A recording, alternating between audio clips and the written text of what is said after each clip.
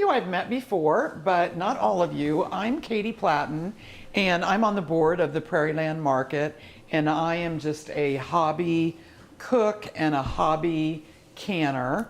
I think I've told everybody that was here before that I've probably been canning for about 40 years now, but I've never taught a canning class. I've taught people how to can.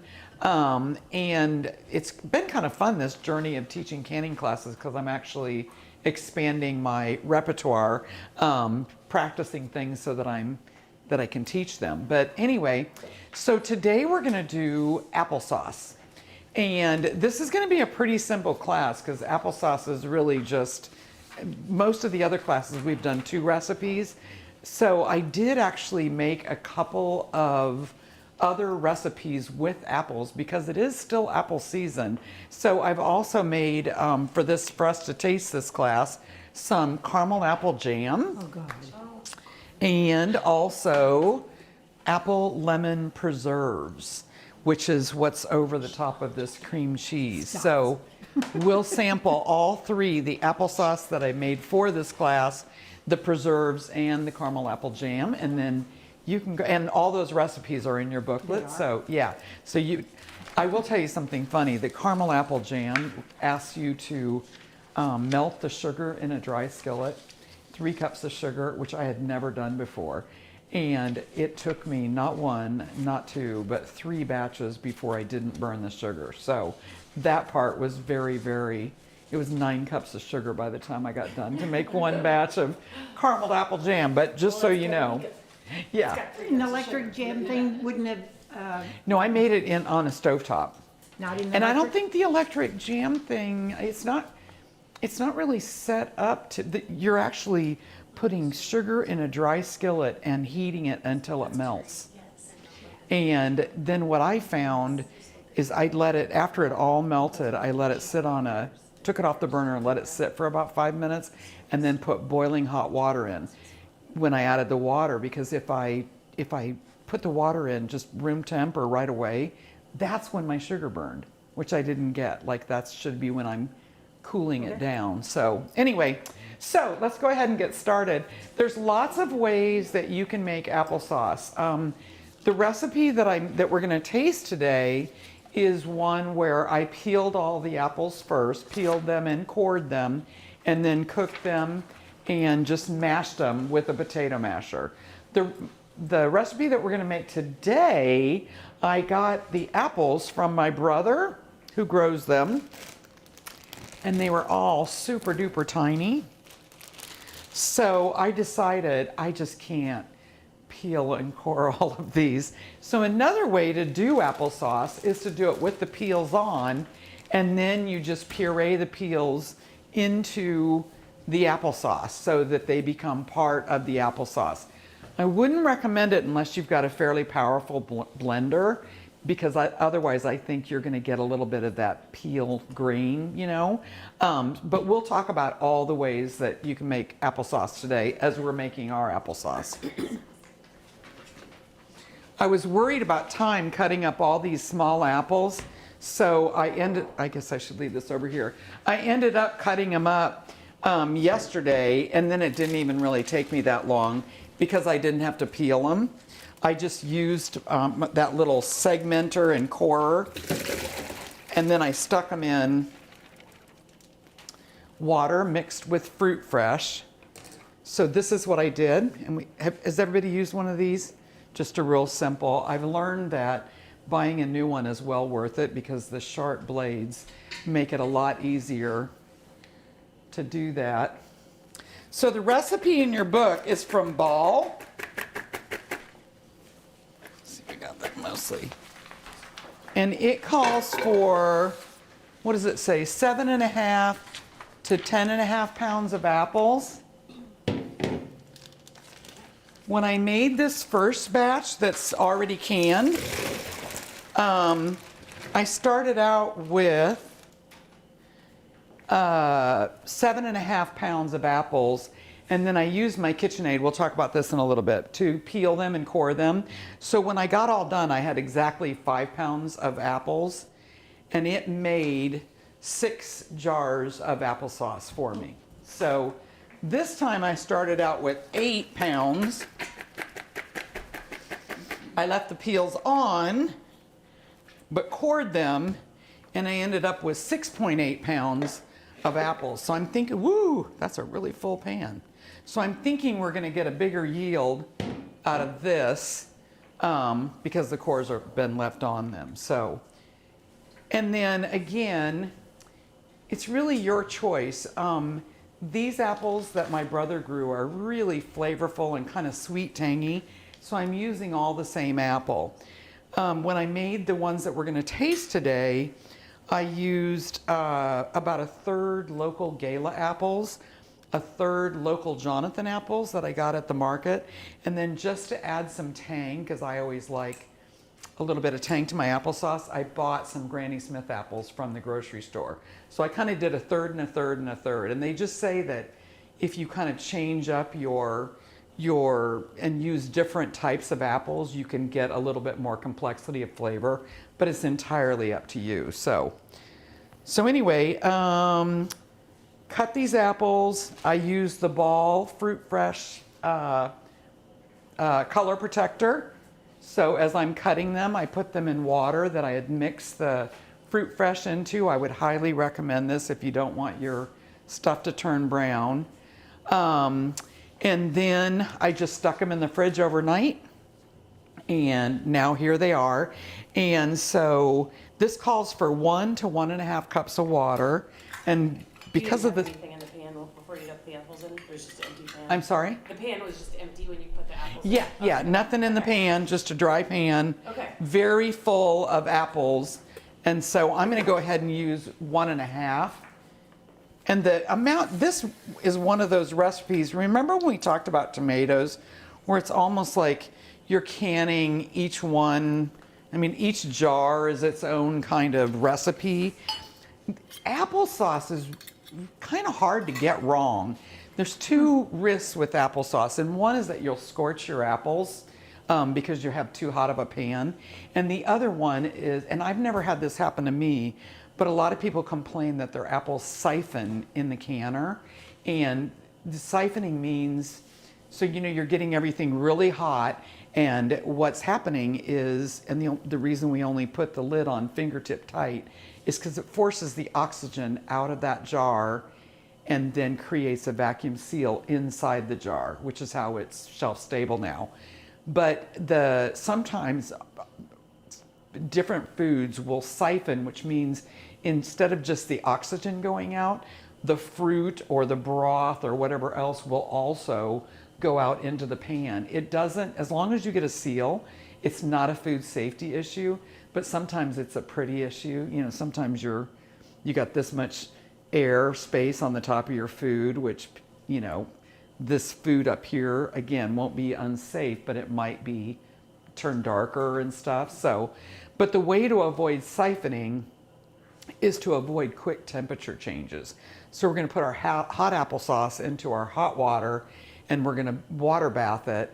And then what I do is I just turn off my pan at the end of the time, take my lid off, and give it another 5 minutes in there so that it's not such a huge temperature differential when you take it out. So, but those are the only 2 risks really associated with applesauce, and they're not really food safety risks.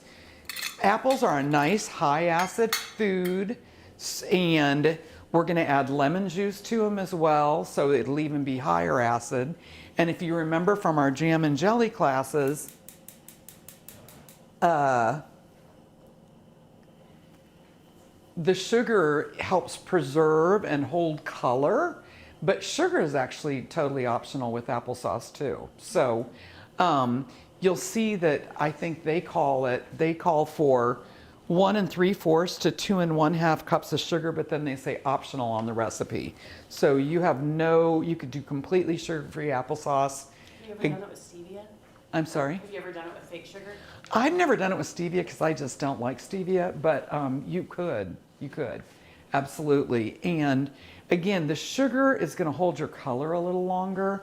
So in the jelly classes, I showed you some jelly that because I always do low sugar jellies, and mine have a tendency after about 8 months to get a little darker along the top border, which it's still fine to eat, but it's not as pretty of a gift anymore, you know? So the sugar is also going to help retain that pretty golden color. Or again, if you use red peels, sometimes people get a nice pink hue in here, and the sugar is just going to hold that longer. So the more you use, the better of a color and preservative it is, but it's also going to get really sweet. So, and I think they say that canned applesauce is going to taste sweeter than when you've got it hot in the pan and you're taste testing it. So make sure you go a little short of like your optimal sweetness, because it will get sweeter. Can you put gonna like cinnamon or something in it? So too? I love cinnamon. Who asked that? Was it you? Okay. I love cinnamon in mine. You could also do cloves. You could do ginger. You could do nutmeg. But I always put cinnamon in mine, and I brought cinnamon. And again, if you remember, dry spices are just kind of an optional thing. They don't really impact safety or anything like that. Some of them accelerate, so some of them like certain things, like I think dried oregano really gets big after canning. So you just want to, but cinnamon is going to taste exactly the same to me. And this has a little bit of cinnamon in it, and I just put it in until it tasted good to me, and then called it good and canned it. So you may or may not like it. I gotta find I forgot to bring a stirrer. Huh. There we go. Guess I'll just use How much this. sugar did you say? Because at the bottom, I think you got cut off. I don't think it's on the, am I blind? Your sugar. It's on the top of the, oh, no, it isn't. It's not at all. No, it did, it got cut That's off. lemon juice. I can look it up on the website. Is it? There's not a second. Oh, weird. Okay. Then you're missing a couple of things there. So this recipe, you've got the apples and then the fruit protector, and then it's 1 to 1.5 cups of water.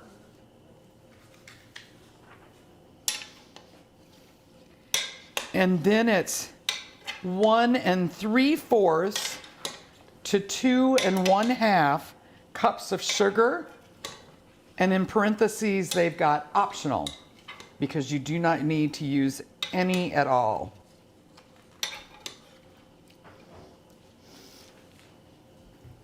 That's my sand plum jelly. This is the recipe, but there's all ends right there. And then on the second page, mine says 3 tablespoons of lemon juice, but yours says that, right? So what if you had like a bad spot, like on your apple? Can you just cut that bad spot out and still use Yep, the rest? yep. Okay. Yeah, just cut bad spots out. And okay, so let's talk about the ways to prepare your apples while we're just waiting for this to kind of cook down a little bit. So if you want to do applesauce that does not have any peel in it, there's a lot of ways to get there. One easy way, one time-consuming way, is to either use a peeler or a paring knife and just peel every apple, quarter them, take the little cores out, and cook down now your, like you were making apple pie. Just cook down your apple wedges or slices or whatever. There's also do any of you have a KitchenAid that has attachments on it? So there's a couple of attachments, although they're not cheap, but that would go on your KitchenAid. And one of them, it's a combination between it's a meat grinder and then a fruit and vegetable smasher, and you combine them. It's a big apparatus. It sticks out about this far, but you would take you could actually just quarter your apples with the peel and the core and everything in them, cook them down, cook them and get them kind of soupy, and then you just ladle it into the spigot on this front of your KitchenAid, and it runs it all through like a mill, and the apple pulp goes in one area, and then the apple waste, which would be the seeds, the cores, and the peels, goes off to another place. So you're just and it just, you turn your KitchenAid on low and it just keeps on going. Is that the same device that we were asking you about, like for tomatoes, to make Yes, it faster? exactly Don't the have same device. Don't Yes. have to peel the tomatoes even? Nope, you don't have to peel the tomatoes either. Yeah. I bought a Johnny Apple Peeler store. I bought an apple peeler core on Yes. Amazon for $28. Exactly. So you can get them. I think you can get them. You can get them that are electric or battery operated, and you can also just get a little manual hand crank. So KitchenAid has another piece that's called a spiralizer that comes with a peeler add-on, and that's how I did this batch, where I just you stick the apple on a stem, and then it's got a little razor that just, it rotates around, and it just, the apple spins and it just takes the peel right off of it. That one I did have to, though, then go back through and do my core, take my cores out. I had to wedge, cut the apple and get the core out. So all those are ways that you could start in your pan with apples. I mean, what's going to be in your pan is exactly what's going to go into your canning jars. Just nice plain apples with the sugar and the lemon juice. And did you say you do or do not have sugar in these? Did you put These sugar- don't have any sugar in them yet. The ones that you made here, do they have sugar in them? No. No. No, I mean, the ones that, yeah. Yes. So on these, I use the lower amount. Is it 1 3/4 cups? I use the lower amount of Yeah. sugar. So you'll be able to taste that and see if that's the right sweetness for you, because you can go all the way down to 0, and you could add more than 2.5 cups too. But it's going to become a very, very, very sweet product. So, I mean, that was one of the feedback I had on my 36 jars of jelly that I made, was they were very sweet. So and then did you use the regular recipe or the low sugar? I used the regular. So That was a lot of sugar. And so I then I know. made another batch of strawberry, because it was in the book that came with the machine. Yes. The low sugar one, and my husband's diabetic. So he liked that one. I mean, it was a lot better for him. And I could tell there was a little bit of a difference, but man, that other stuff was so sweet, you could, ugh. to me, the flavor of the fruit comes out more the lower the sugar. Yeah. And you can get to the point where it's so non-sugar that it's not Yeah. very desserty tasting, Yeah. But the sugar really covers up the nice fruity taste. So I always make the low sugar recipes with my jam and jelly maker. Okay, but then you also have to buy that low sugar pectin thing too, not the, Oh, there's- and those reduced sugar recipes in the book are just regular pectin. But you can use low sugar, no sugar pectin. There's another brand called Pomona where you can use no sugar at all. But you have to follow the directions on those packages. Like the pectin that we use with the jam and jelly maker always goes in at the very beginning. Mm-hmm. But some of the other brands might have you bring your fruit all the way up to a boil and everything before you add the pectin. So you just want to follow the recipes, but you can still use your jam and jelly maker. So Yeah, I actually ordered a book that this lady made, because there's a few recipes that come with the machine, but she has a book just for that machine. And, I mean, it's about that thick or whatever, so I ordered it.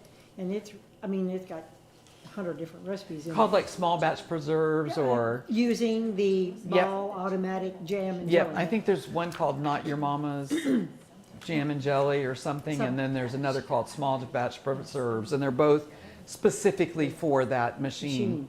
I just read that machine got discontinued. No. I know. I'm just Well, like, they had about 20 of them at, whatever the new True name. Value? No, Orchlands? oh, seriously? Yeah, they had them on it. Orchlands.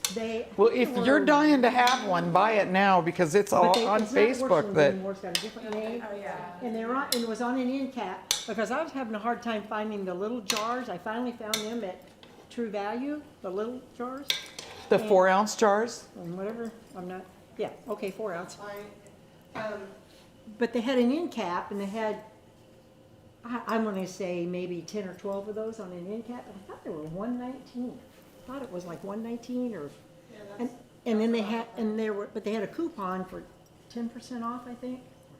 So I used the Yeah, I'm on a Facebook group called Ball Jam and Jelly Maker, and they're all like, "Yep, they're not making it anymore." And That's I have two of crazy. them because I love them so much. But I'm like, I hope they never break down or anything.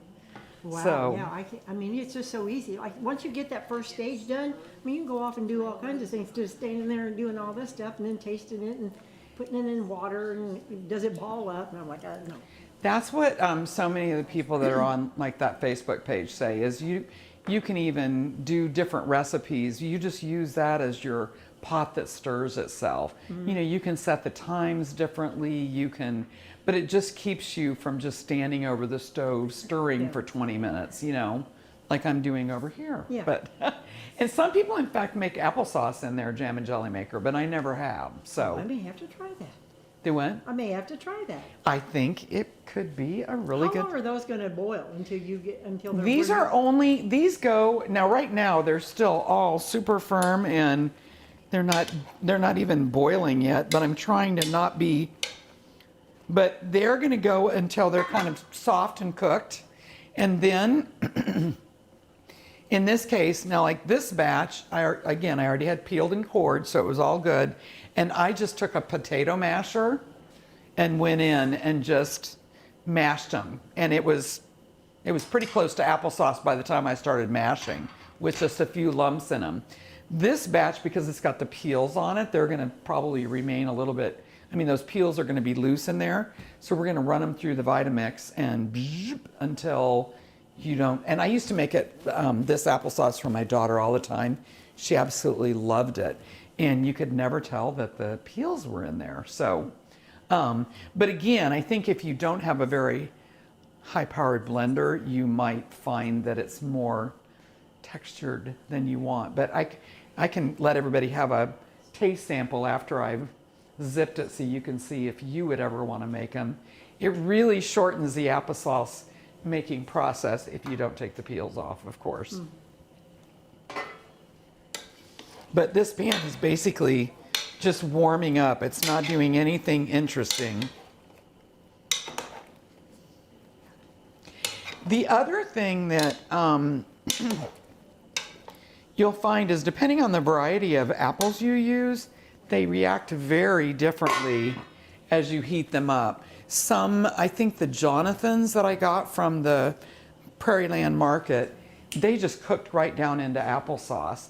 But the Granny Smiths that I was using from Dillon's to kind of tart up the whole process were very hard.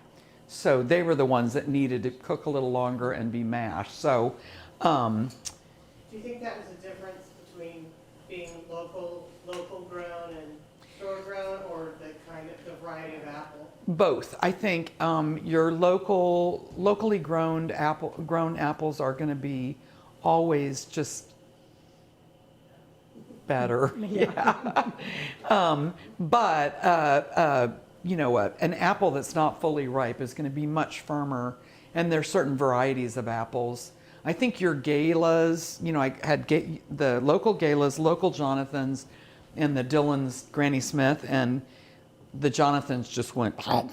The galas were kind of right in the middle, and then the Granny Smith stayed firm quite a bit longer. So, and Matt has given me apples before, but in the past he's given me several varieties. So this time he gave me all one variety, and he didn't remember what the name of the apple was. So we're just on potluck here. I tasted them the other day, and I thought they tasted quite good. And I was wishing a few more of them were red peeled, because that would give this applesauce a nice blushy color, but there's just not that much red in here. If you really wanted them to color, you could always add a little food coloring to them. You can always add a little food color. I do that with my jalapeno jellies.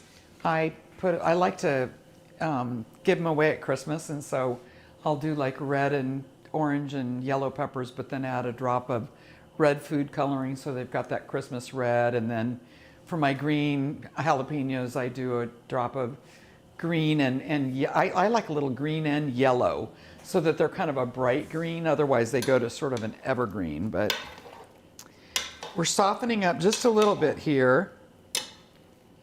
Do you think we should eat? I think we should maybe eat while Yeah, we're. I was gonna add, if you're talking about finding jars and that kind of stuff, I got all the jars and stuff for our stuff from Webstaurant, W-E-B, like restaurant, but Webstaurant. And their prices, Amazon doesn't even come close, or any of those places. The only killer is the shipping charge. Yeah, you never get free shipping unless you're like a member and spend $1 billion. And even at the store, we buy a lot of our supplies through them. But that's where I got all the jars, and even with the shipping, it was better than any place else. But if you only need a handful, but I don't think they have a minimum. I think probably your best values would be like Walmart. I get mine at Dillon's a lot, just because that's where I go to the grocery store, and they have a tendency to. The bigger jars tend to be about $1 a jar. So if you get a dozen jars, it's between $10 and $12. I can't remember what the little half pints are. So everybody remembers too that you can always can in smaller jars than the recipe calls for, but never can in larger jars than the recipe calls for. This particular recipe calls for pint or quart jars and has the same processing time for both. So you can use pints. If you use if you like to open up a big jar at a time, you can also use quarts. I did notice, you know how many recipes call for applesauce? Just a little bit. And so some people can them in the little 8 ounce, the half pints, and some even use the little 4 ounce. But you still have to do them for the whole 20 minutes. And I've heard more reports of siphoning on the little 4 ounce one. There's just not enough room in the jar. So, Now Walmart's got the big quart ones, almost stacked to the ceiling out there. oh, But do they? yeah. And do you remember how much they are? I wasn't, it was like I saw them, but I was looking for the little ones like that. I can't remember. I think Where? at Walmart, they had them like in a, The dollar store also. oh, they do? Yeah. Oh, Walmart. Oh, and so are they, how much are they there? I think they're like $8 or Yeah. something for a flat of them. That's great. yeah, they just had a big display out in the And a lot of times, they middle give you aisle. that 5 Now, off again, this was 25 like coupon for 3 the weeks Saturday. ago or. So then if you go in and buy 2 boxes of them, then you get $5 off. Ooh, I love If that. you want during the week, then you get a $5 off $25 Oh, yeah, coupon. on Saturday. Yeah. Yeah, And that's at where's that? The dollar store? yeah. Dollar Dollar General. Yeah. Dollar General. What I did is I had some friends of mine in Arkansas, they knew I was doing this, and please don't shoot me when I say this, but in my age group, I'm having some friends that are dying. So one of my friends said, you know what, Candy, so-and-so just passed away and the kids don't know what to do with these jars. So-and-so just passed away and they don't know what to do with these jars. And we're meeting them in Branson the first week of December. I said, well, just bring them with you. I'll take the So jars. they're like, great, because we've been trying to figure out where to get rid of all these jars.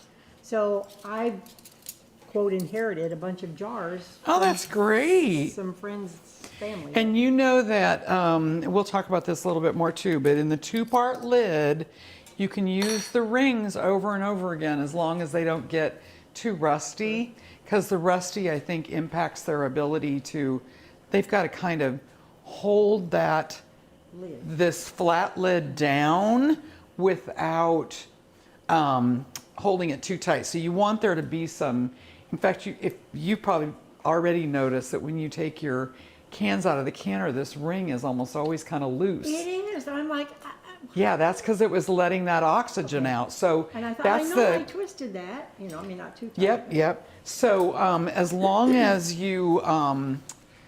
as your rings are not rusty, feel free to reuse your rings.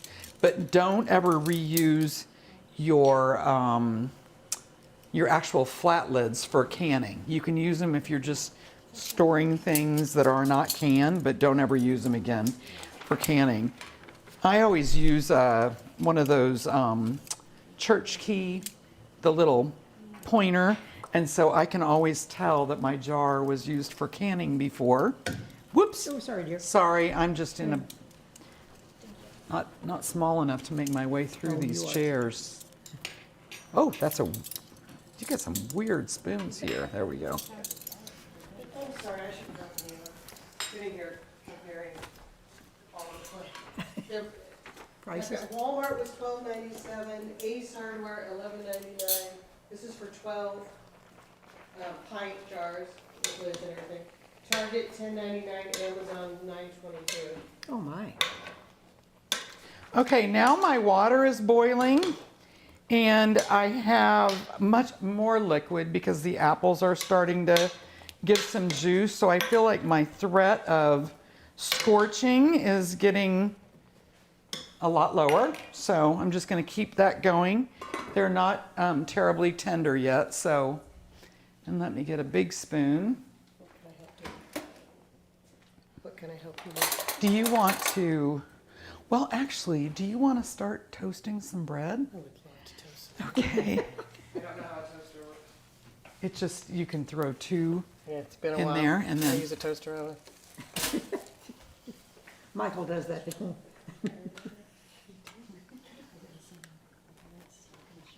okay. That looks like applesauce. It looks a lot like applesauce. Did I tell you guys I used to can this for my daughter when she was in high school, and I would can it in like 8-ounce containers, and it would typically, she would do a container a day. So if I made eight jars in 8 days, it would all be gone. And I was like, why am I even bothering to can this stuff? I could just stick it in the refrigerator. Oh, wow. And again, if you like chunky, depending on the kind of apples you use, you could press them in such a way that your applesauce will be chunky. You could also use cinnamon, cloves, ginger. You said you did put a little cinnamon in this? These do have cinnamon, just my amount of cinnamon. You can't see it very well, can you? There we go. I didn't give you I kind of shorted you. And this one you use the 1 3/4 cup sugar, the low Yes. sugar? Yes. What do you think about sweetness Oh, level? I love it. I think if it's any sweeter, but again, I'm not a sweet person. If it was any sweeter, you wouldn't like it? Yeah. Isn't that good? I love it, yeah. But that's why I always like to put a nice tangy apple in there so it's not just all sweet apple mush, but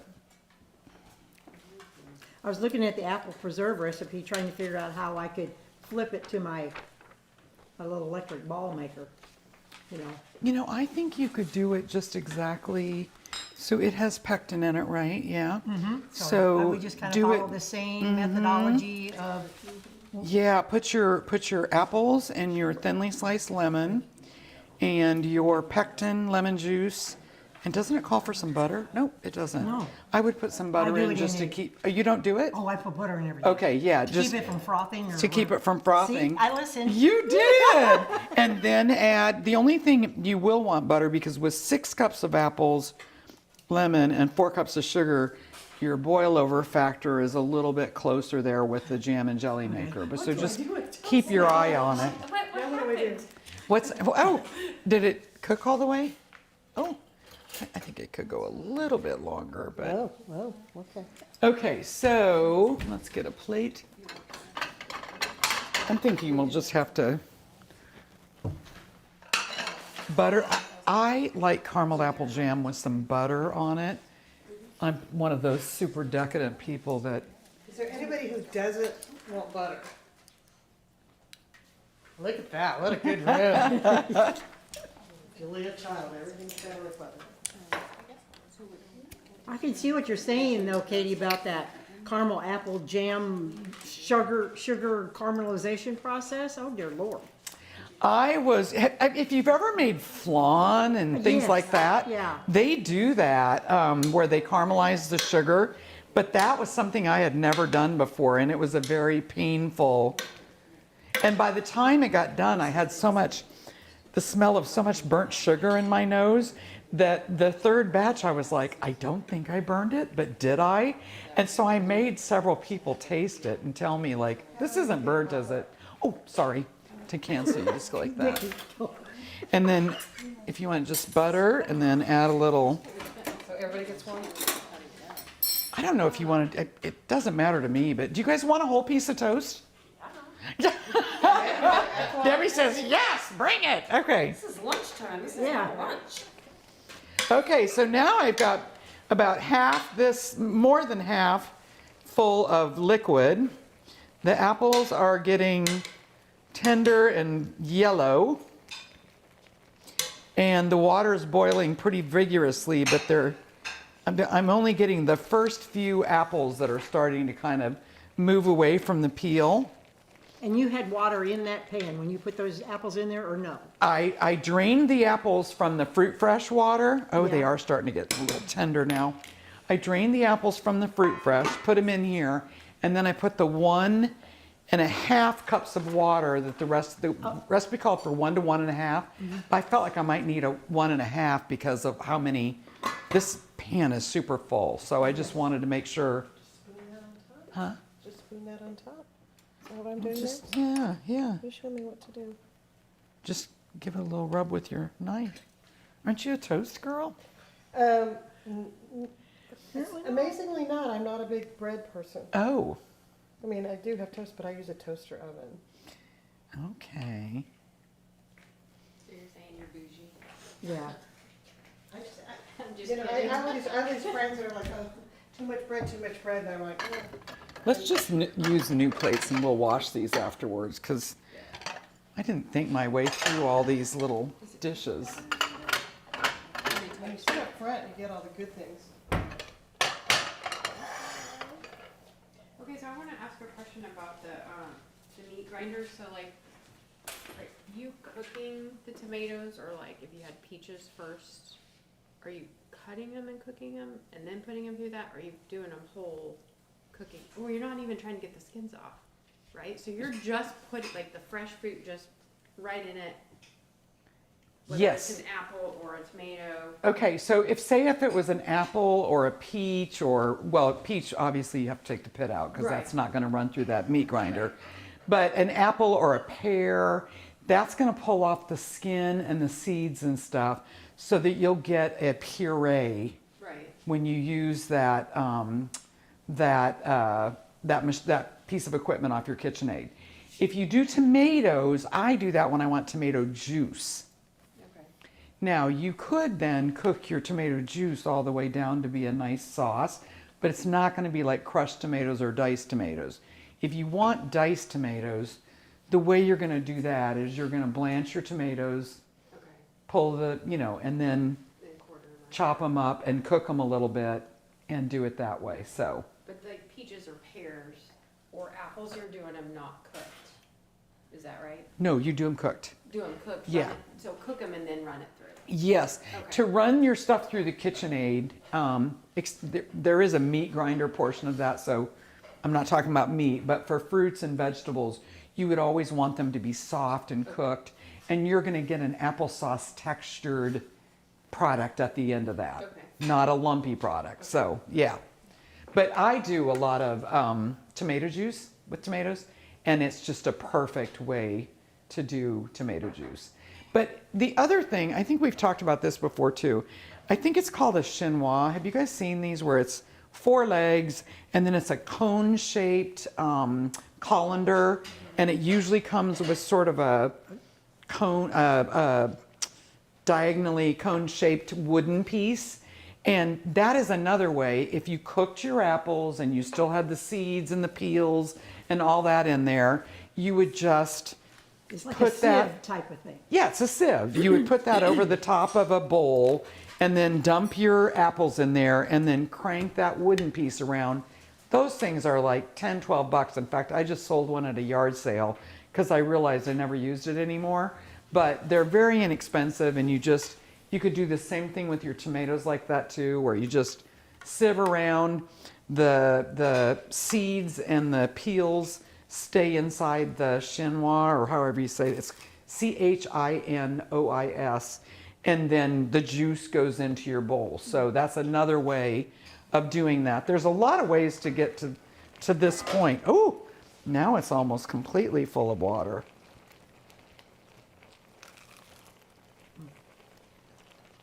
These are not going to need to go very much longer, especially since we have the Vitamix. We don't have to get them all the way down to mush before we puree. And these are definitely not the apples like I described the Jonathans. They're staying pretty well intact.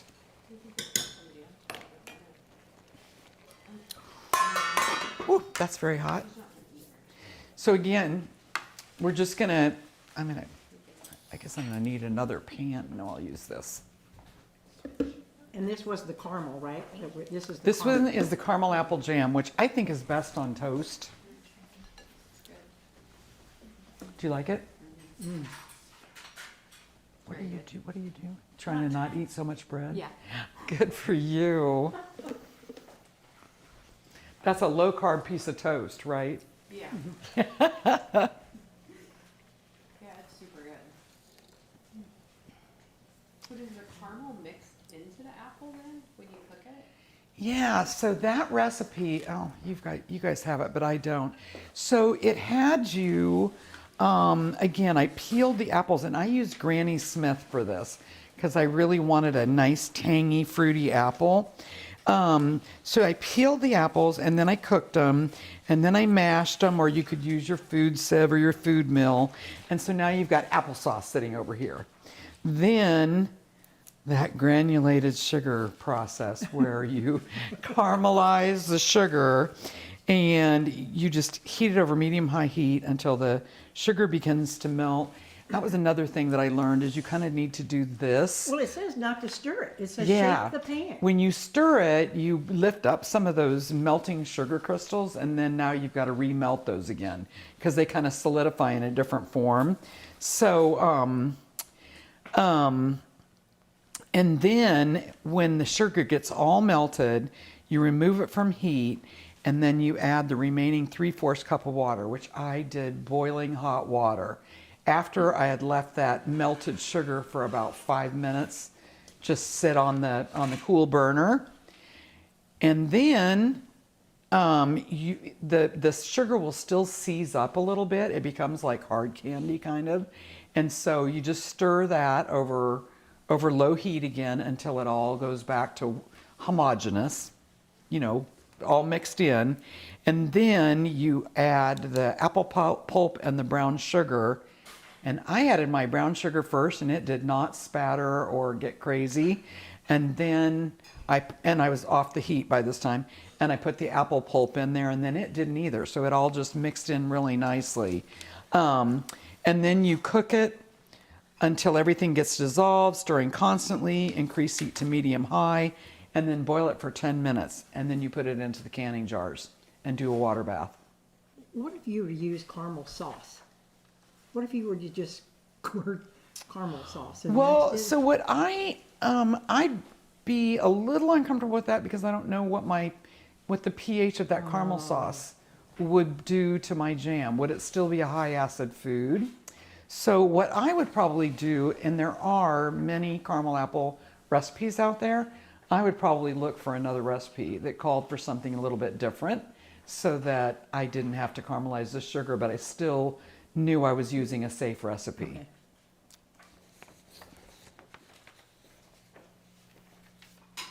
Okay, I'm thinking this is about, wow, they're remaining quite firm. I'm becoming quite the toast professional. Like I said, I make it in my toaster oven, I just like the with the thing. And they've done it. How does this work? How does I didn't know they had regular toasters anymore.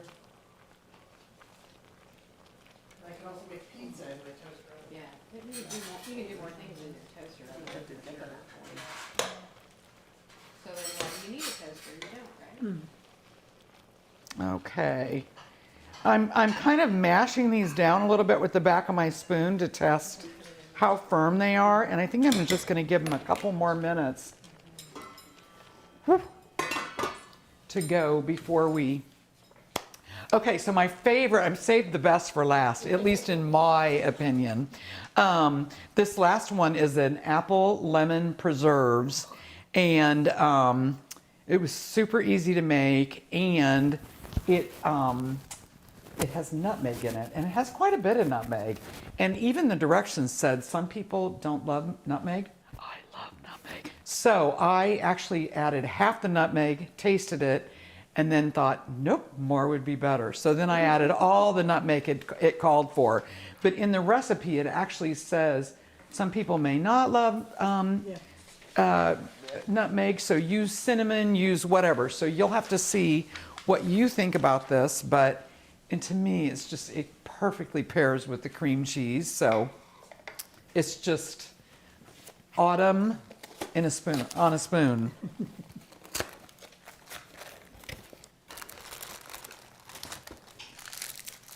So I hear you ran into my son at the country club. I did. I told him I'd been hanging out with his Yeah, mom, and yeah. he was like, what? Yeah. I wonder if, It makes him very nervous. I don't know if for you to know me or me to know you. It could be either. Could be, but I probably, because you're like, what did she say? You know.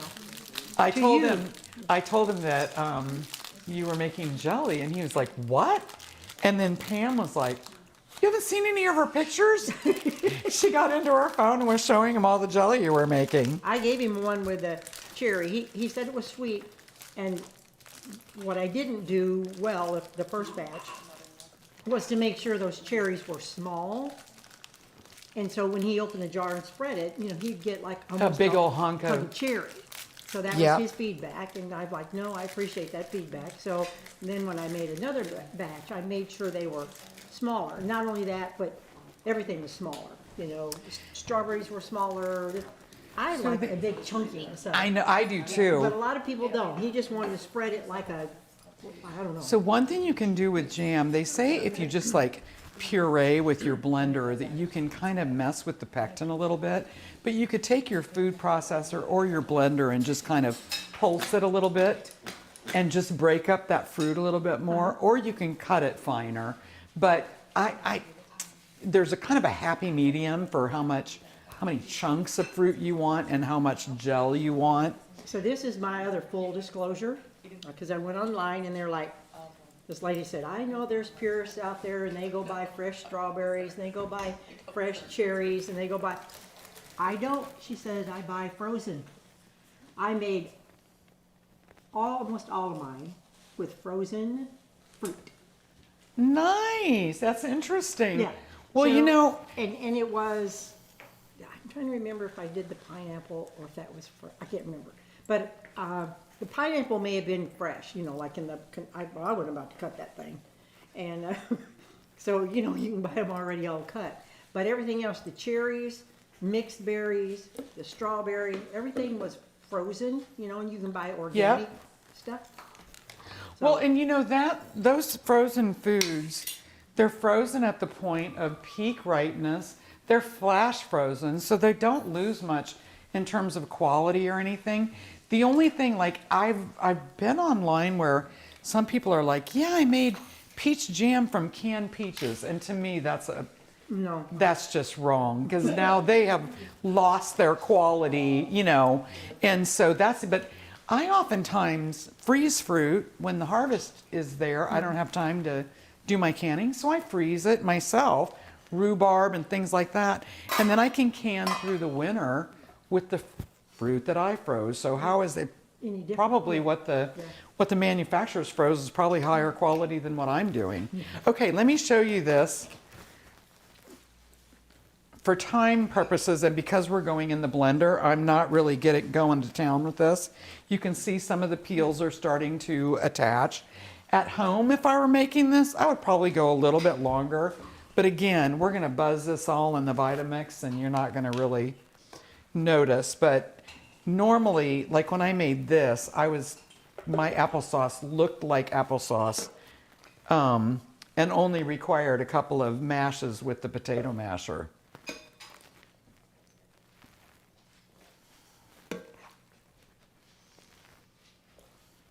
And all we boiled the fruit, and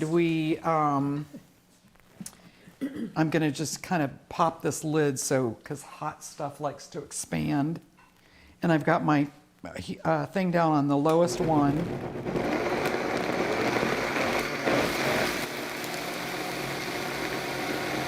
See how much like applesauce that's starting to look? Wow, that thing got some power.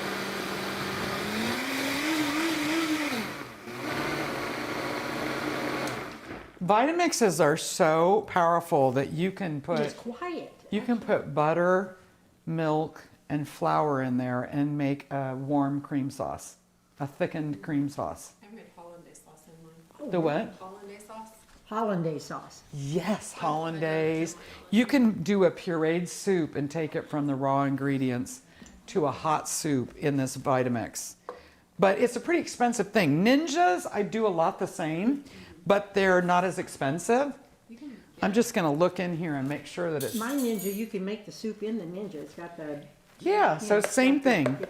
You can get Oh my gosh, this is so beautiful. You can get one that's refurbed too from Vitamix. Yes, exactly. My first one was a refurbish. So look how pretty that is. Like you can never tell that there's peel in there. Well, you can't even see the peel. Huh? Can't even see the peel. No. And I think it's a little healthier because it's got the peel in there. You know, it's going to have some fiber in it and things like that wouldn't be there. I did notice so I think I told you I haunt some Facebook canning communities, and one that's really, really strict where everybody's like, don't nothing except tested recipes, you know. And but some of them are like, you should never leave the peels on because of food safety with the peels. But I did a lot of research because I thought I shouldn't bring this to my class unless I know it's safe. And even Ball leaves it up to you whether or not you take the peel off or not. So I feel good about using the peel, but make sure you wash your apples first. And especially if you're buying store-bought apples, because there's probably some wax on there.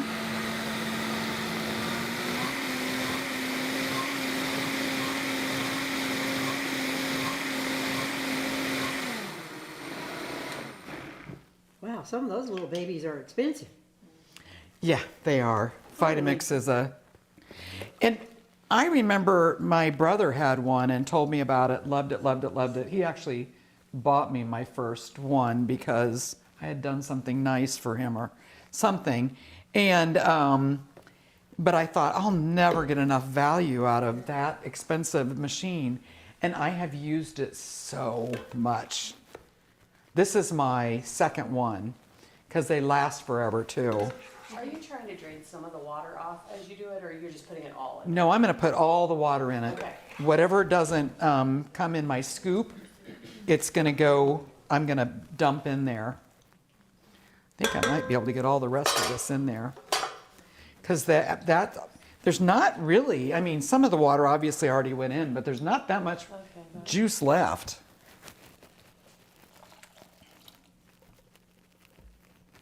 If you go someplace that makes like smoothies or like those acai bowls, they always have the commercial Vitamix. I mean, that little jewel right there is $589.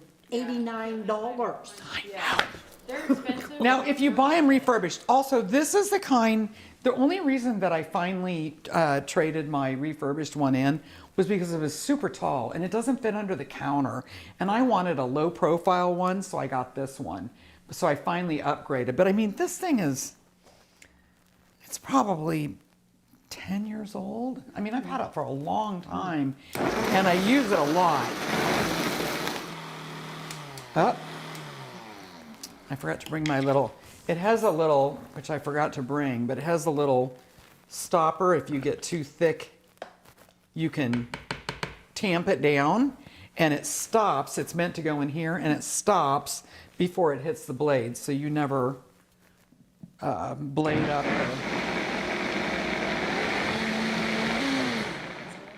I think we've got it. Again, look at that beautiful. And you didn't even peel those. What's that? Well, we were just talking about mine doesn't fit under my cabinet either, but my house was built like in the 50s, and I think my counter, their original cabinets, I think they're setting lower maybe than like what this is. Just looking, because it would fit under these counters for sure. Oh, yeah. Well, I think the height of uppers Yeah. changes, like what's fashionable changes through the years. Just need cabinets for fast food cabinets. Yeah. Here we are in the right place. Okay, so is anybody interested to taste this? We don't have any sugar in it yet or cinnamon or anything. If you want to wait until it's got, you would like to taste it? Okay. Because I'm just curious, like, do you even have to add, do you have to add some sugar to preserve it? None at all. So, We're going to have to do a lot of dishes. Dang, I think it only needs maybe, let me give you a clean spoon. I think it only needs cinnamon. You want to just dish it out on my plate? Oh, that's a good idea. Okay. Yeah, everybody should have. Oh, my plate though. oh, that. Yeah. Yeah, just, do you want to try it, Mom? Yeah. Just put 2 blocks and we'll both try it. Did you want it on the bread? I'm sorry. Yeah. Did I? I took away everybody's spoons. No, I still have mine. What did we do with your plate? I don't know. Well, she didn't. Oh, she didn't eat the toast. She gave it to She's somebody leaving behind her. Oh, okay. Do you want some more? Do you want to try this? What do you guys think of it? Does anybody else want to try it? I see what you're saying. It's good, but it may be just a, could just lick the plate. It's a little flat, isn't it? I didn't know this was still happening. but I think if you added cinnamon to this, what do you think, Down? Do you think it? I think a little sugar would brighten up the flavor. Remember, we're going to put lemon juice in it too. Thank you.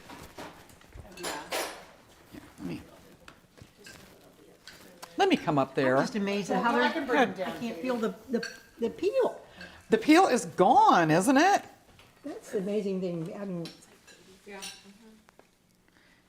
was trying to look and see if I could find how much the Vitamix, like a refurb was. yeah, because there was I looked up that 7,500, you know, the model that she's got, and it's Yeah, 589. I got one for my. Wow, that's gone up a lot since I bought mine. Well, Now, we they were have having other- that discussion about What was the it, jam Donna? and jelly maker, Yeah. when you're like, oh, it's about, and I looked it up, I'm like, No, it was the ball, the water bath. yeah. The- Which, Electric. honestly, like, look what I brought today. We're not even using the water bath canner. But,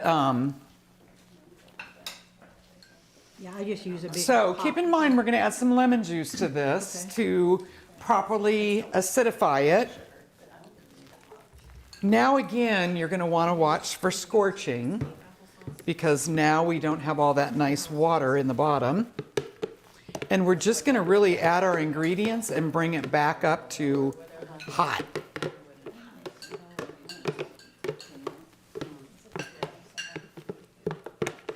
So how many of you would vote no sugar at all at this point to keep it healthier?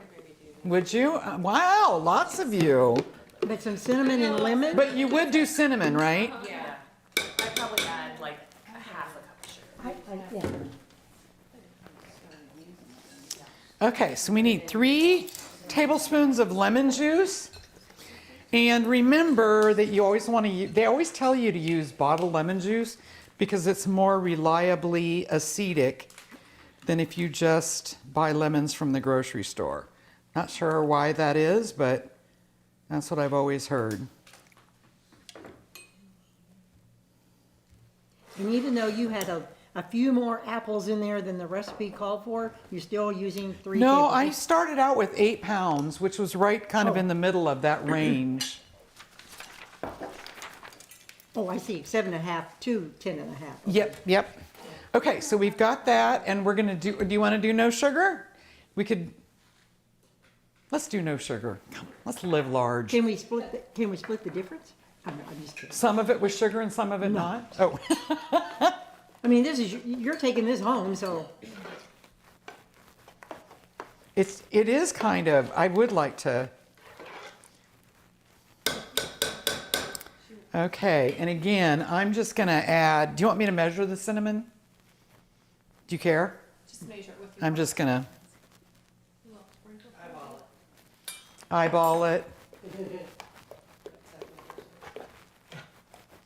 Oh, it smells so good. It looks so pretty.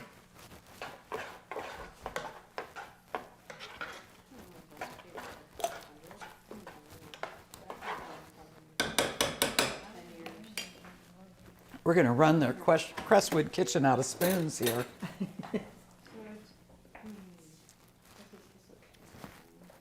It needs a little bit more. I think it's really good. It's tangy. It's got that cinnamon.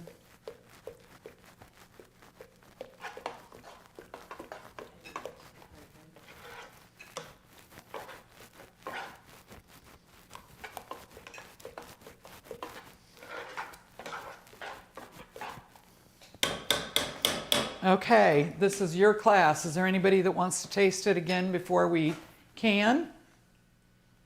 Oh, see what it's. Otherwise, Yeah. we're just going to warm it up and put it in the jars. now that it has just the cinnamon and the lemon, I mean, I'll take a bite of it to see, again, I'm trying to figure out sugar-wise, if I would put like maybe a half a cup in there, or, you know, Yeah, I think left to my own devices, I would probably put a little bit of sugar in here, Yeah. but I'm totally cool with, anybody that would not want to do that. I get it. It's much healthier. Anybody else? well, you can smell it. Can't you smell the cinnamon? Mm. So pretty. Thank you. Another thing, keep in mind, if you're like I was 10 years ago with a child at home that can run through this a cup a day, you don't even have to worry about canning it. Just stick it in the fridge. Yeah, sugar, no sugar? I would know sugar. Well, But that's just me.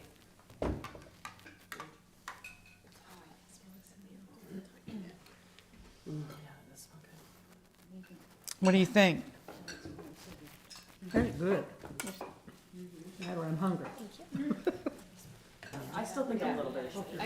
You would like a little sugar? I would say, I would probably put a half a cup of sugar. I think the sugar would give it, there's a flatness to it. Do you know what I'm saying? Yeah, I agree. I don't put sugar in it, but, I don't know Alright. that I'd put the whole 2 3/4 oh, cup. no, or me what- either.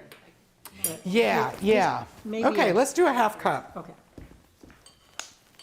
But again, while you're standing at the kitchen stove, you can make all these decisions because the whole sugar thing is optional and the cinnamon and nutmeg and spice thing is optional.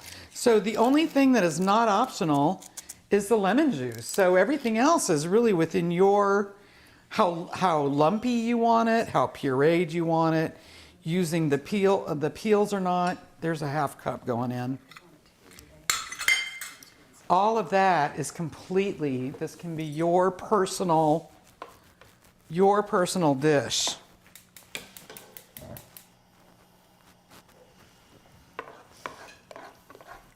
I think, I've never done it this way, but I think it would be fun now to try it with the nutmeg or Pumpkin cloves spice, or, And it says something about pumpkin pie spice. Oh, no, that's for the apple preserves. Never mind. okay, we're just gonna let this warm up. Do you want to hand out the apple preserves with the crackers? And some, I didn't bring don't any, need oh, another you don't plate. care about, I have mine. I think you're just gonna have to scoop and drop with some crackers. Because we're out of plates. You're boiling. Oh, It's floating. oh my goodness. Katie, don't walk away from the stove. Woo. Sorry, Crestwood. Yeah, I got all kinds of plates. So you just drop some on there and,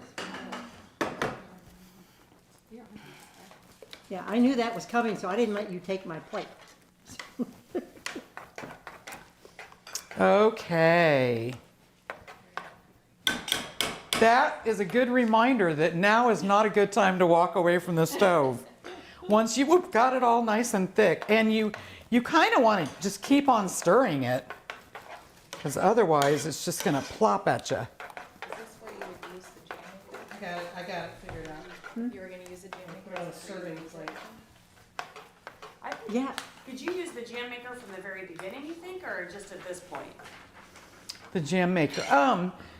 If I was definitely going to do all my peeling and coring first, I wouldn't leave any peels and cores on for the jam maker. And I think I would do the applesauce. No, I would do because there's no need, you just have to heat it here. Yeah. You're not really cooking it.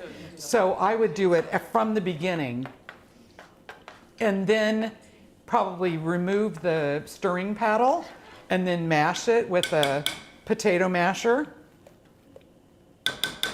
oh, you're saying use the jam maker to make applesauce with?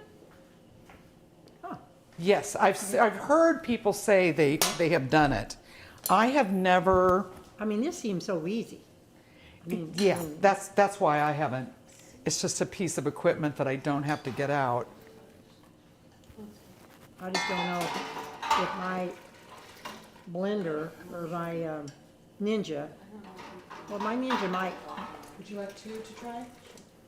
I don't know if my Ninja would be as good as it, but I mean, I make tomato soup in mine because it crushes the I tomato. think a Ninja would be as good. I think it would be plenty good enough. Because it crushes the tomato and makes hot tomato soup. in the Yeah, Ninja. exactly. It would be good enough. So, as you recall from before, so we always want, in the canning world, we want everything to be super, super clean. So, Vicki washed all the canning jars, whether they're new or if you just have them sitting on your shelf for a while. You want to make sure that you get them all clean with soapy water. And then we put the jars into simmer in hot water. And we keep them hot. And again, you could start this at any point you wanted to. The reason you're smelling a little vinegar is because the water here is pretty hard, and the vinegar keeps it from etching your canning jars. But you want to have hot jars and put hot food into them, and then put it back into a boiling water bath so everything stays really, really hot. So how do you keep your jars hot then? What's that? How do you keep your jars hot? I just leave them in my water bath the whole time. Now you could also put them in the dishwasher. You just got to time that dishwasher thing so that, when you're ready for the dishes, the dishwasher is done and the jars are really hot. But didn't somebody say that some dishwashers have a setting for that? For canning jars? Yeah.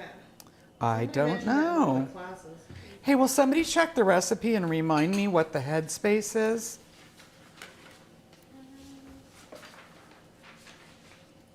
Wow, I'm still trying to find, oh, half inch, yeah. Half inch? Half inch, okay. So headspace is critically important in all canning. Headspace is the room between the top of your food and the top of the jar. It's all gone. And Oopsies. every recipe has been tested to make sure that during the processing time, what you're doing is you've got it in this hot water bath, and during the processing time, you want to push out through heat all of the oxygen that is on the top of that jar, and push it out so it has a vacuum seal. So if you do not leave enough headspace, you won't get the vacuum that you need, and if you leave too much headspace, you may also, I think too much headspace becomes a much more serious food safety issue. So you really want to pay attention. And I'm just getting an approximate right now. But you want to pay attention to always make sure you know what the headspace is called for in your recipes. Have you done a cost comparison that if you had purchased, whatever, 5 jars of applesauce versus what it cost you to make 5 jars of applesauce? You Or- know, Or is it not about a cost, it's about you knowing that there's how it's made and the preservatives and that sort of thing? Is that, my general rule of thumb, Sandy, is Mm-hmm. that if I can buy something that's every bit as good as I can grow it or can it, I'm just gonna buy it. But like, I can't buy a tomato unless I go to Prairieland Market. Can't go to Dillon's and buy a good tomato, right?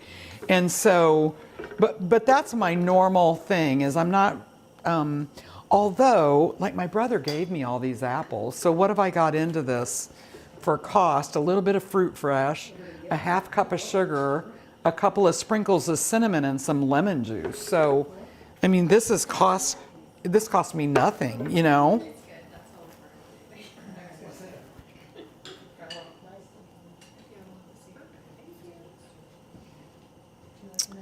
Okay. I've got a little bit left, but before I top off, I'm going to show you. So this is a dual function tool that's really important in canning. So this side is used to go down into the jar and sort of go along the edges and just make sure there's no air bubbles. Because if you had an air bubble in the middle of all this food, instead of having the required head space, you might have twice as much head space. So we're just going around and making sure this is pretty pourable, so I'm not that concerned with it. But in canned tomatoes and salsa and all of that, just anything, it's always a good habit to make sure that you don't have any additional head space more than you need. The other side of this tool, and I'm just going to use my other one so I don't have to rinse it, is a headspace measuring tool. So each one of these notches is a 1/4 inch. A lot of jams and jellies call for a 1/4 inch of headspace at the top of the jar. The second one is 1/2 inch, and it goes up to 1 full inch. So basically all you're going to do, we know we want a 1/2 inch, so I put it on the 1/2 inch notch, and you can see that I'm a good 1/4+ inch away from the headspace that I need in all these jars. So I'm just going to add applesauce to all of them.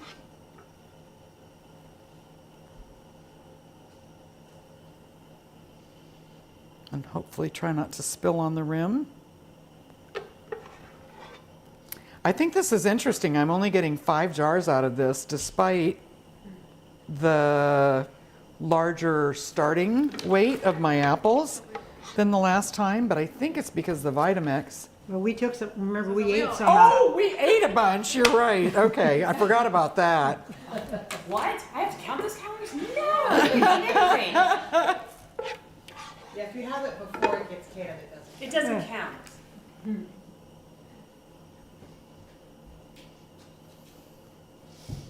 Okay, let me keep going. Well, that's probably the reason. That was dumb of me. I completely forgot about us eating. But I also thought the Vitamix might have compacted it a little bit more, you know. These seem to have a little bit more air in them. So let me I still think I need a little bit more. Oh, that one's looking really good. If you have, that. Okay, I feel like a couple of these are a little too full.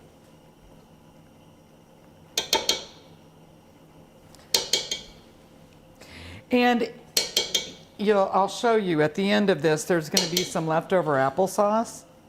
If you have leftover, because you won't be able to make the proper headspace, don't can them. Just put it in a jar and stick it in your refrigerator.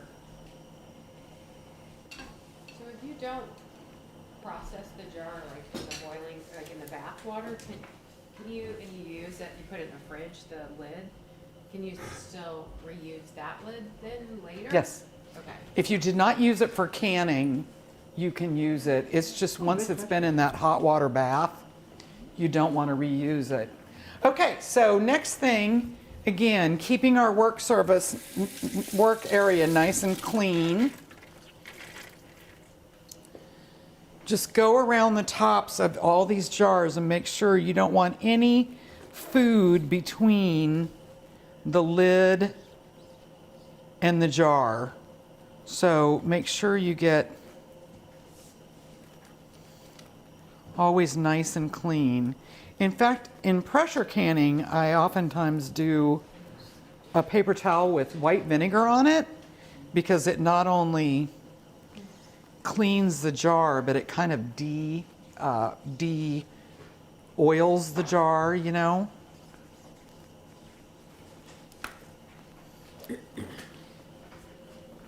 Now, if any of you have ever, canned 20 years ago or even 10 years ago, we used to always boil these too, and now Ball has changed their formulation. And while they say you can simmer them, that you do not need to boil them and you can just wash them in soapy water and then use them at room temperature. So the other thing I want to talk to you about is this notion of fingertip tight. So again, we want this vacuum to be created by air escaping from these jars while they're in the water bath. So when you're cranking your jar shut, you do not want it to be uber tight. So they call it fingertip tight, which is just what you can get with your fingertips without really torquing it. So we're just going with a nice little short tweak there.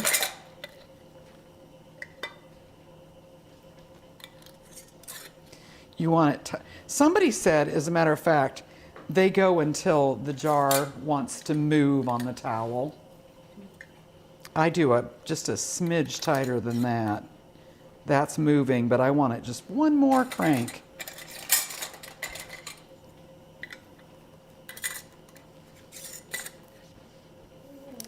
Okay, so now we've got our applesauce, 5 jars ready to go. And those of you who have been at some of the previous classes with me know that generally all water bath instructions, all canning instructions will start out, they will give you processing times for sea level. So depending on your altitude here, how many feet above sea level you are, you're going to add time to that because water boils at slightly higher temperatures, so we need to go more time. Slightly lower temperatures, so we need to go more time. In Salina, Kansas, we are at 1,200 feet above sea level, so you're always going to add 5 minutes to whatever the processing time is on your recipe. And that applies whether it's pints or quarts or the hot solid pan bottom. And so therefore right on the heat. So I've got a little metal rack down there, and then you want to have enough water that when you get all of your cans dropped in there, that the water will cover your cans by at least 1 inch. So we've got a good 2 to 3 inches here. Does anybody want to come and look at this before we put the lid on?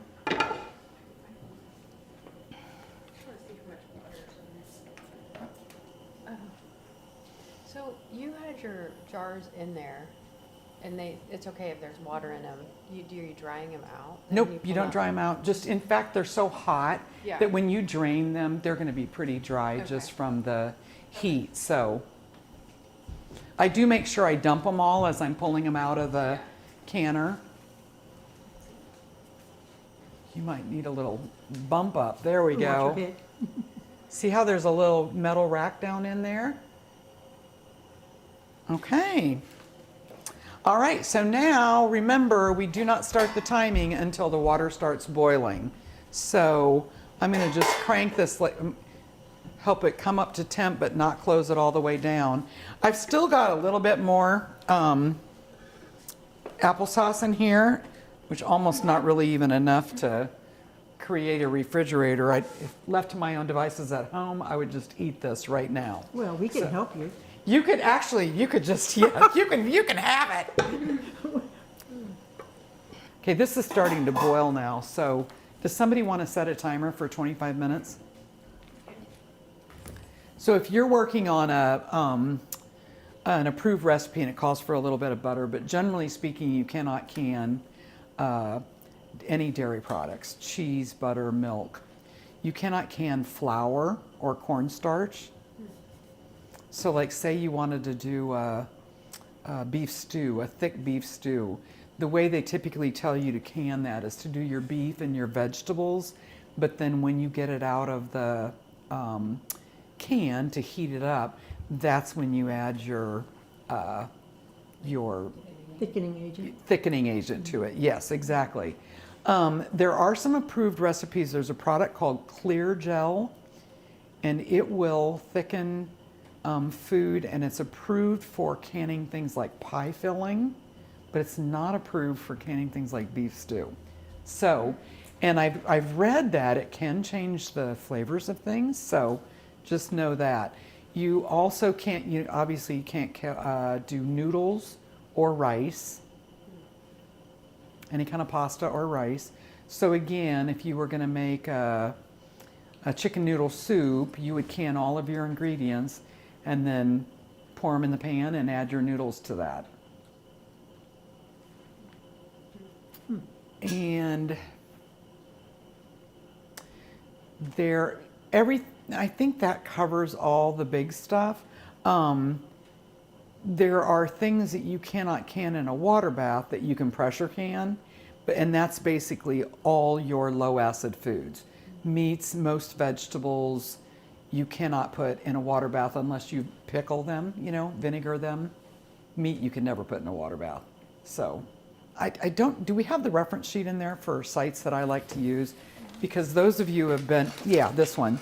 This sheet right here is a great place to go look. Always feel, there's a lot of like rebel canning out there. So people can butter, which I find to be a very weird thing to do. But there's rebel canning groups out there that are like, anything can go, my kitchen, my rules. But I just don't subscribe to that stuff. So what I tell people is all of these are really safe, tried and true. That there's a National Center for Home Preservation that's on there. All your state extension offices and state university extension offices are only going to feature tested recipes. Ball is a really good one. Bernardin is a really good source, and you can find so many of these recipes online. So I wouldn't go to any place that you don't have a real strong level of trust with, because you don't want to can something. There is risk of death with canning because of botulism and food poisoning. So I just always like to stay in a very safe zone and know my food is being canned appropriately so that I can share it with other people.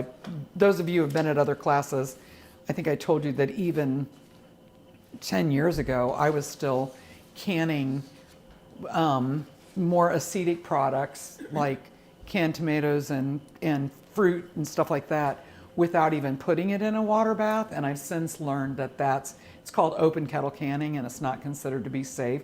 But I've got brothers that still open kettle can, and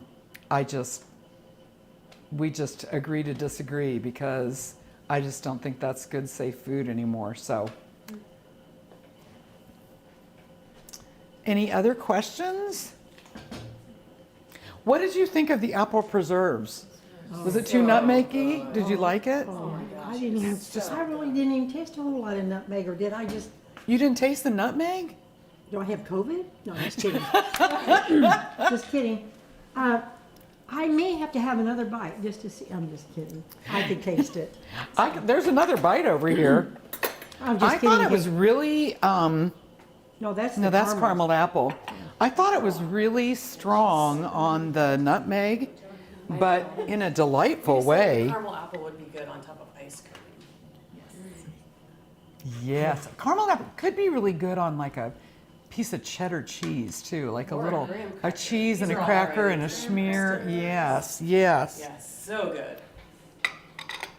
I was gonna put this last bit of sugared applesauce on anybody's plate that wants something, that wants some. I want to try that. Yeah, I just want a little taste, because I know she wants to taste it with sugar back. Okay. I just think a half a cup's gonna be plenty. Yeah. It's funny. You wanna try? Tell me if you think it's better.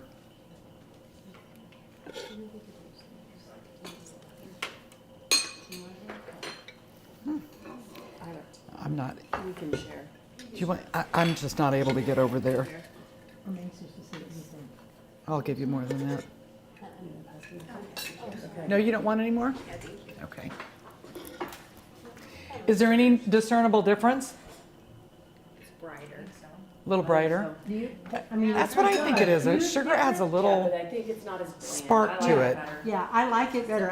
I don't know that it's like huge, but it's definitely, there's just a little. Well, and when you think Yeah. about it, that generated, Yeah, that's. that probably, without all the sampling, that probably would have made 6 pints.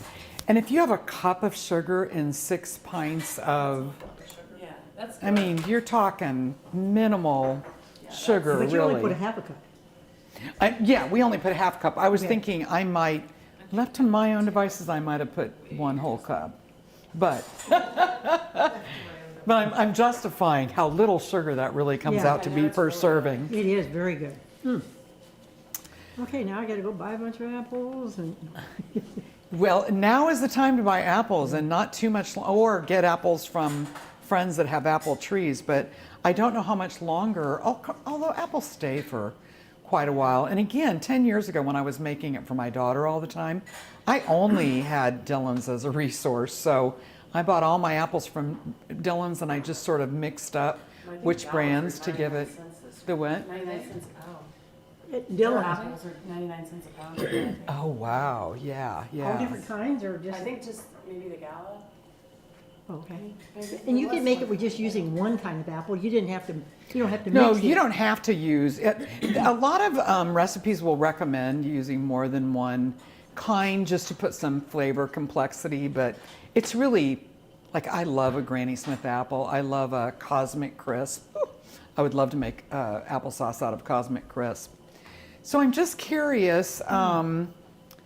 I think this is going to be our last one of this season because obviously it's going to be 23 degrees tomorrow night. But are there other classes you guys would like to see, other things? And most specifically, I'm wondering how you would feel about some pressure canning classes. And knowing that the minimum you're going to spend for a pressure canner is probably about $125. So it's not a cheap, it doesn't start out being a cheap hobby. The Presto, like Sandy wants and like I just bought last year, right now is running on Amazon about $294. But on Amazon Prime, because I'm a Prime member, I got it for half price. Are you kidding? I did. I got it. She's the queen of the deals. I am. Oh my gosh. I did, and I got it for $120 or something like that. Well, and I couldn't- did see online on Amazon, there's a Nesco that is also widely considered a very reliable electric pressure canner, and it was only like $126. So let me, have any of you ever used a pressure cooker? Yeah. So a pressure cooker is a little thing on the stove. Pressure canners are the same thing, and so what the canning under pressure allows the temperatures to go between 240 degrees and 250 degrees. In water bath canning, you can only get that temperature to 212, the temperature of boiling water. So in pressure canning, and a lot of people, I have an All-American, which is a really nice brand, and it's a stovetop brand. And I gotta say, it just makes me a little nervous, even though I know it's silly, because you're supposed to get it set to where it ticks a couple times every minute, you know, where it's just, so you just got to stay close to the stove, you know, and make sure that it doesn't get too hot or too cold. And but the electric water bath canner is and don't buy a cooker, you have to buy a canner. It has to say pressure canner, but it's a relatively new invention. Some old school canners are saying, oh, I would never use one. But Vicki went to a canning class and the extension agent showed them an electric, yeah, and recommended it, yes. So, but anyway, and it's just a really, I mean, it's almost like a set it and forget it. It takes you through the whole step. My Presto has a little, Are they stovetop or the Presto's a plug-in, right? it's a plug-in. Okay. And it just, to me, it just takes that. The first, I haven't opened because it's supposed to be a Christmas gift, except I just ordered it for myself. And when I read the instructions, you can't just walk away at the very first. There's a 10-minute something or other. You have to wait for it to ding or do something, and then you hit the button, and then you can walk away, because then it sits there for an hour. Yeah, you put like 3 quarts of water in it, and you put your jars in there, and you press the button, and it goes. You tell it how many minutes you're going to can when you start canning, and then you press the button, and it warms your jars for you. So then the whole time you're prepping, your jars are just sitting there warming, like what we did here, and then you fill your jars and put them in there. And they're not even all the way submerged in the water. Their water only comes up about halfway. Oh, really? And so you put your food in the jars, you put your jars in the canner, and then you turn it on, and it starts building pressure. So it's got to really heat. And then it'll tell you when it's time to put the weight on. And then you put the weight on, and then it's got to build up the pressure with the steam. And then as soon as it builds up enough pressure, it goes, okay, it's canning now. And so then you can walk away. Yeah. And in fact, you don't even have to be there when it finishes, because I usually leave my stuff in there for a while after. It's like meat in a pint jar, you have to can for 75 minutes. And then it's another like hour cool down process. So it's happening for a long time, but you could come back once it finishes canning, it's now shelf stable. What about other water bath recipes? Anybody interested in trying other, like we could do fruit next summer, like canned fruit, more jam and jelly, more anything with, we could do spaghetti sauce or. Because you said sauerkraut takes a long time. That's my Sauerkraut is a fermentation process. You can real sauerkraut is fermented, and so that's a whole different process. We could do some fermenting classes, but I would have to get a little more well-versed. Pickles. Yeah. What's that? Pickles. Making pickles would be fun. Doing pickles? Yeah. And so that is something that I don't have a lot of expertise in, but We can figure it out. I will you have to use, do you like cucumber pickles? Yeah. So you have to use cucumber pickles that are bred for making pickles with, pickling cucumbers. And in fact, my first fermentation experiment was with just a normal cucumber, and I fermented them, and they were all hollow in the inside. It was just like a cucumber peel with nothing inside. And I was like, okay, that's why you got to use a pickling cucumber. Didn't know that. But, you can can carrots, and you can can okra, you can can cauliflower. What about beets? I mean, I love Oh, canned beets. yes. I mean, is that water bath or is that pressure? So if you were going to make them without vinegar, so just like a canned beet, that's a pressure cooker. If you're going to make a pickled beet with vinegar, that's a water bath, because now you've turned it into a high acid food with the addition of vinegar. So you can pickle them with a water bath. You can pickle any vegetable with, any vegetable that can be pickled, you can pickle in a water bath because of the vinegar. But if you just want to make I want to put up some green beans for my shelf, you've got to pressure can that. But I also love knowing what local produce is out there.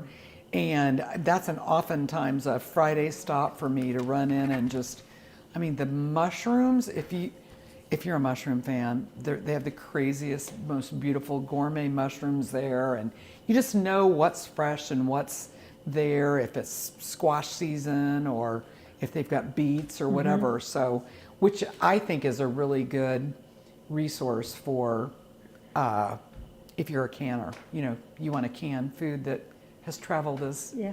short a distance as possible. Do you make your own homemade mushroom soup? Because I love mushroom soup. Do you ever make your own homemade mushroom soup using those? Yeah, I do. In fact, we do one at the market that's mushroom and wild rice, creamy mushroom and Oh, wild yeah. rice soup. So good. And it's loaded with all these local mushrooms that are, you know, grown around here, so you Funky can't and get good. that It's same so flavor. popular. We adapted it because we like to do some things with meat, some things that are vegetarian, and some things that are vegan. And so this one we adapted from a Pheasants Forever recipe for pheasant wild rice soup, although we used local chicken instead of pheasant. And then we just doubled down on the mushrooms. And so it's a vegetarian version because it has cream in it. And I mean, it sells out every week that we make it. Even through the hot summer, I was like, why are we still making this creamy mushroom wild rice soup? And it just kept selling. So yeah, it's really good. I would like fermented foods. Yeah. Like kombucha or like the, Sauerkraut? yeah, sauerkraut or any of that. Or So- kimchi, is it Should be kimchi? right. Do you make these or do you want to know how I want to? to know how. So I got a little fermentation kit and I have been playing around with it. The thing that you need is you need some space in your house where you can put it to about 60 between 50 and 60 degrees. So if you have to have a cool spot, or I don't, is your crisper warmer or colder than the rest of your, because you might be able to stick it in the crisper, and then you need time. So I wonder if we could do it to where we brought, because you know it's just a mason jar, same kind of mason jars that you're using to can stuff, and the mason jar ring, you know, like this, but then there's a little Like a weight? there's a weight, so you wait so everything's down in the liquid, and then the kit that I have has got a little like silicone topper that does not allow oxygen to go into the fermentation thing, but it allows it to burp out as it's fermenting, so it can go, air can come out, but it can't go back in. And again, the only thing I ever tried to make out of it was the cucumbers, and I used the wrong cucumbers, but then you just go put it someplace cold and dark for, you know, and some of them you stir them every day, some of them you don't, but it might be kind of fun just to like together prepare some fermented stuff, and then everybody could take home their own jar and Yeah. baby it until it comes out as a fermented food. But the next thing I was going to try, because of the cucumber issue, was local carrots, fermenting local carrots. Ooh. And I think it sounds so good, but I just haven't done it yet. So, Yeah, we started making kombucha on our own, so, do you love it? yes. I didn't even know what that was until you mentioned it the last time, so then I went to Dillon's and bought a bottle. Did you? Oh, I love it, and my granddaughter will So, just, it's she, not that hard to make. I don't know, so then I went out and Googled, and then I looked at it, I'm watching the clock here too, and I'm like, there's 97 steps to this thing. And, Oh, wow, so, okay. yeah. I mean, Yeah, but it well- would, but it kept, so I thought, you know, I'll just pay the $2.99. And it's not like kefir, is it, where you have to keep building? No, you do. You have to Yeah. keep the mother alive? Yeah, Okay. But we just started, we got big ones so that we could do the continuous brew. So you pull off the bottom and then we can mix the sweet tea out of Oh. it. But like baking the flavors from your base, because you can do a second. And then is burner. it pretty low carb? It's lower, yeah, because it burns. most Because of it's it. fermenting most of that sugar? The Yeah. one thing I haven't figured out is the alcohol content. So there might be a little bit of alcohol content. I know, right? I'm like, ooh, am I on call? That's funny. I love kombucha. I don't think it's And that's that the hard, all-purpose do you? flour, I mean, right? it's a little time consuming when you don't do the continuous Put brew. water in it. Has to be But we just bottled started the water, not- continuous brew. Because you have to like dump everything out and keep some in your mother, and then, you know, pour the other ones in the jar, and then you make your tea. Oh my, And put that in and add water, and then you put the mother, and then you put the sweet tea mix. and from a health standpoint, and I'm not big, so what is the big, what's the big It's deal the with it? prebiotics or the It's probiotics? probiotics. It's a I think. probiotic? Yeah, It's so good for your gut. yeah, Because For I gut just started health. buying it at Dillon's. So then if yeah, You know, and they- it's expensive, it's like. Yeah, $2.99 a little bottle, Yeah. you know? And then when you've got a great granddaughter who's 4 years old, sit there and drink it faster than you can, you know, because it's, you know, there's flavors and this, Yeah. that, and the other. Yeah, And I think, I mean, that can't hurt her. Yeah, you can know? make it pretty cheap, right? yeah, I mean, it's, I don't know, just like what. But it's- did you it's- have to order your first mother, your, Well, I got one from somebody here in town. oh, gotcha. So, yeah, Is that the timer? Okay. Just put like a towel over it. A couple little helpful hints back on the whole canning topic is that your water bath times are dependent on the water boiling the entire time. So if your water ever stops boiling, you have to restart and start your clock over again. So don't ever let it not boil. so it continues. And then what I do to prevent the siphoning, which is the food eking out into the boiling water, is I just turn off my pan, take off my lid, and let it sit for another couple of minutes before I take the jars out of here. And that prevents you from having that temperature differential that can create the overflow. Even if you do have siphoning, they say as long as you still have at least liquid up half the jar height, so as long as the liquid is still coming to here, it's still safe to use if your seal was good. I should talk about seals for those of you that are new. Anytime you properly can food, this seal should be, you should not be able to get it off with your hands. You need to have it, the only way you should be able to get it off is like with a church key. And so if you ever have something where, like when the jars are cool enough to handle after I've taken them out of the water bath, you're supposed to leave them on the counter for 12 to 24 hours. And then you take the little ring off and make sure that you can't lodge this off. If you can, then go ahead and stick it in the refrigerator and eat it that way before it spoils. If at any point when you've got it shelf stable, the lid becomes loose, throw it away, because that meant that oxygen got in there and now it's spoiled food. But when you first get your canners out of the jar, here's a couple the canners out of the pan, you always want to clamp down on the glass, not on this metal. Because if you buckle this metal, you might interfere with the seal here. So both into the boiling water canner and out, clamp on the glass. Don't tilt or do anything like that. Just put it straight down on a towel. The towel will keep the glass from shattering as you meet cold counter.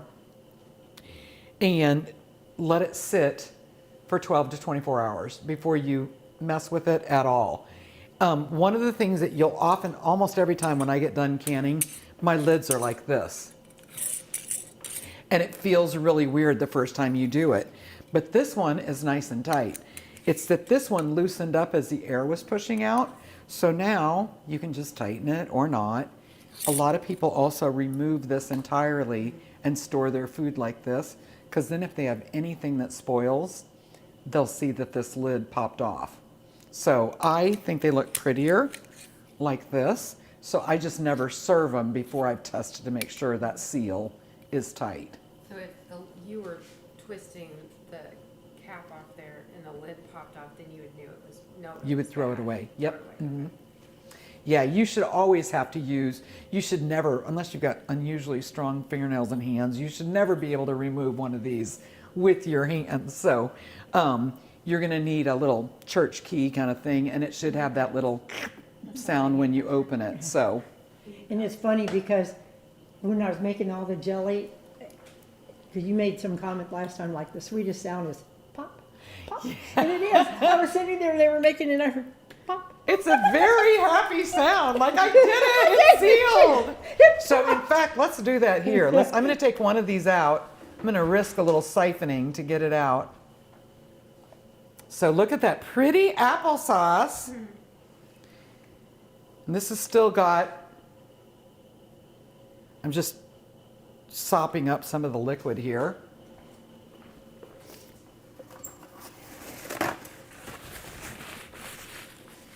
You just don't want to mess with these because you never want to, oh, I forgot to show you the lid. So canning jar lid that has never been used is going to have a little bubble. I'll show you a, I put it back on the jars. oh, here we go. A canning jar that has never been used to can. You see this little bubble in the middle? Can everybody see that? That's what it looks like. And typically, but not always, sometimes they will vacuum seal inside the can. But typically when you pull them first out of the canner, this one still has that nice little bubble. But at some point it's gonna pop. Sometimes you can hear it really well. Sometimes you don't hear them at all. Looks like nothing in here has vacuum sealed yet. But sometimes, especially when you're making jelly, you get all your jam or jelly out of the canner and all of a sudden your jars are like singing to you. Yeah. Pop, pop, pop.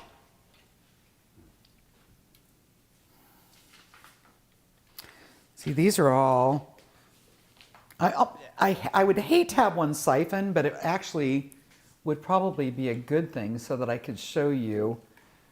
When it siphons, you'll notice later that you put all your jars on a towel and you'll notice like the canning liquid, like in tomatoes, you'll have like some red tomato juice around your jar and you know then that it's siphoned. But again, I would just make sure that those lids sealed. And if they didn't seal, then your siphoning was a problem and you just need to put it in the fridge.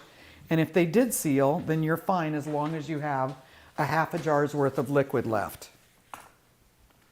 But also know anything that didn't seal, I'm just doing these really lightly so I'm not putting any pressure on the little siphon, the little dot in the middle. Anything that siphons so that you have food sticking out on top of the liquid, there's a chance that that food will discolor a little bit. Again, it's not a safety issue, but it's kind of a appetizing issue. So you can still eat it, but I would probably eat anything that siphons sooner than I would eat all my pretty stuff, because your pretty stuff's going to look better longer. But as long as it's safely canned and the lid is on firmly, it's not a safety issue. And then always, if you ever get anything out of your canning jar that's got a little hunk of mold on it or it doesn't smell good, sometimes you'll see a little bit of black, and I mostly think that's okay, as long as it's not mold or furry. But if there's ever a bad smell or a chunk of something moldy, just err on the side of caution and dump that down the drain and move on down the road. Hi, I'm Katie Platten, and this is a Prairieland Market community education class. Thanks for watching.